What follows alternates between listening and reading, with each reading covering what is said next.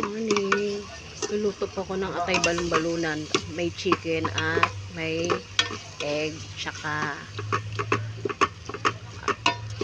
pangalan nitong gulay na to. Ano ba pangalan ng gulay na to, mga mare? Ang pangalan ng gulay na yan pa? Limutan ko. Sitaw. Sitaw. Yung sitaw pala. Ay, kung nakalimutan pangalan niya, mare.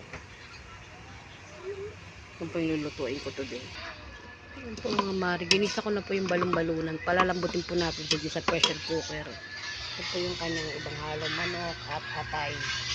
Ito po yung basta. Kalimutan ko lagi yung pangalan niya, mga mare. Ayun na yung boses ko kasi masama pong pakiramdam ko, mga mare. Kapong ba ko niyatrangkaso.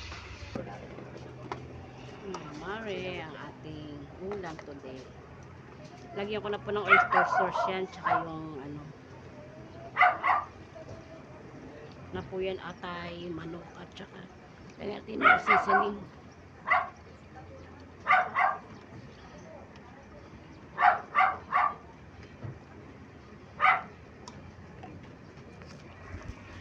Kain po tayo, mga mare. Bye.